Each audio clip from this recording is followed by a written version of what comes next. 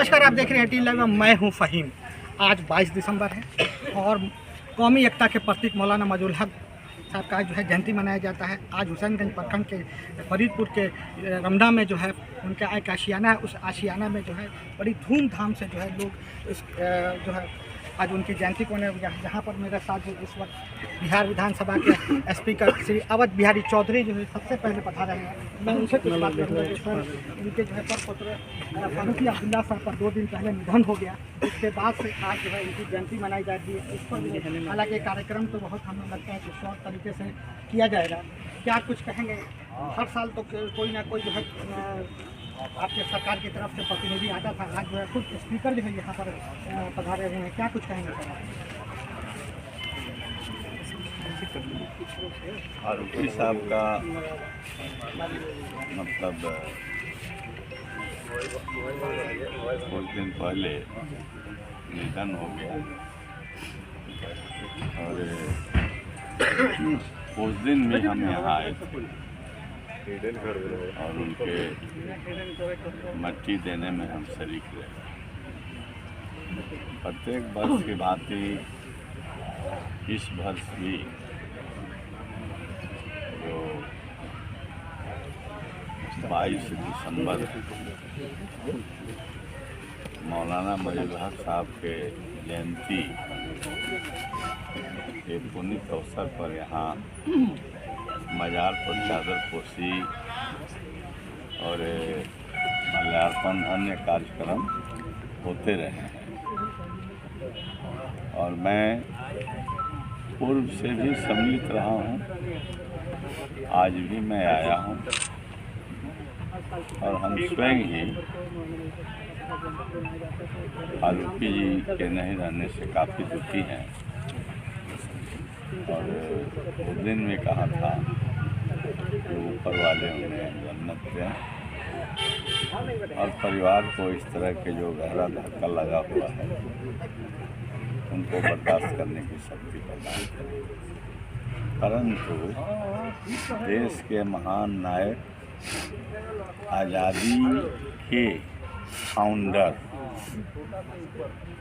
मौलाना साहब का यह आशियाना है और उनके जन्मदिन मनते रहा है। लालू प्रसाद जी जब चीफ मिनिस्टर थे उस ज़माने में हम कैबिनेट मिनिस्टर थे और उसी समय कैबिनेट ने स्वीकृति दी थी कि हम लोग राजकीय सम्मान के साथ मौलाना साहब की जयंती मनाएंगे। और जब जयंती की समय आई तो behalf of chief minister Lalu Prasad Awadh Bihari Chaudhary को ही ऑथराइज किया गया कि आप मौलाना मजहूर हक साहब के जयंती में आप जो है चादर प्रभार जो आपको बनाया गया है आप वहाँ पर चादर चढ़ाएंगे, माला पहनाएंगे। उसके बाद से भी वह रिवाज चालू रहा है। तो इस दुख के घड़ी में भी उन्हें चादर तो चढ़ाना आवश्यक है, माला भी देना आवश्यक है। अन्य कार्यक्रम जो है ये प्रशासन वाले लोग तय किए होंगे कि कितने जो प्रोग्राम पूर्व से था उसमें कितने होंगे, क्या वो जो एक विचार गोष्ठी हो जाती है वह होगी, लेकिन नहीं होना चाहिए। साथ ही साथ स्टॉल वगैरह लगता था, उसके भी हम लोग निरीक्षण करते थे, लेकिन माहौल वैसा लगता नहीं है। अन्य बच्चों के साथ भी हम लोग कुछ बातें करते थे, वो भी कर नहीं पाएंगे। ऐसे तो प्रशासन क्या बनाया है वो जानता है, लेकिन मेरे समय से जो परिस्थिति है उस परिस्थिति में, दुखद परिस्थिति में वैसा प्रशासन भी हम समझते हैं कि नहीं है चाहेगा। तो हम ये मौलाना साहब के जो जयंती है 157वां जयंती पर हम लोग आए हैं और उन्हें चादर भी चढ़ाएंगे, श्रद्धा के सुमन अर्पित करेंगे और हम आग्रह करेंगे कि मौलाना साहब के जो रास्ते थे, जो विचार थे, देश को जोड़ने का, सांप्रदायिक सद्भावना और आपसी भाईचारा को मजबूत करने का, सब लोगों के बीच आपसी अच्छा भाव पैदा करने का, तो उस रास्ते को उनके सादगी जीवन जो था, राजशाही से जो फकीरी साध लिए देश के आज़ादी के लिए, हालांकि सारी आज़ादी की तैयारी यहीं से हुई थी। गांधी जी भी यहाँ पर आ चुके हैं। सारे लोग आए, गांधी जी आए, नेहरू जी, मोतीलाल नेहरू जी आए, सरोजनी आए, नरीमन आए, कौन नहीं आए, सारे हस्ती आई थी।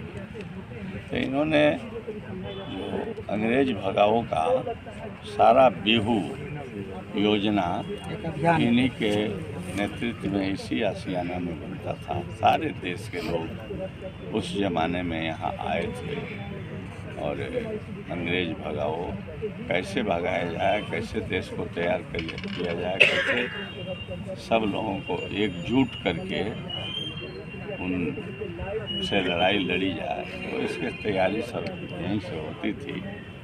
हालांकि पूज्य महात्मा गांधी से भी मौलाना फजल हक साहब जैसे किताब में पढ़ने को मिलता है, 3-4 वर्ष गांधी जी से भी बड़े थे मौलाना फजल हक साहब। तो हमें उनके जो बताए हुए रास्ते, जो एकता, एकजुटता और कौमी एकता के जो संदेश उन्होंने दिया है, हम तमाम लोगों को अपने अंदर लाने की ज़रूरत है और उनके जो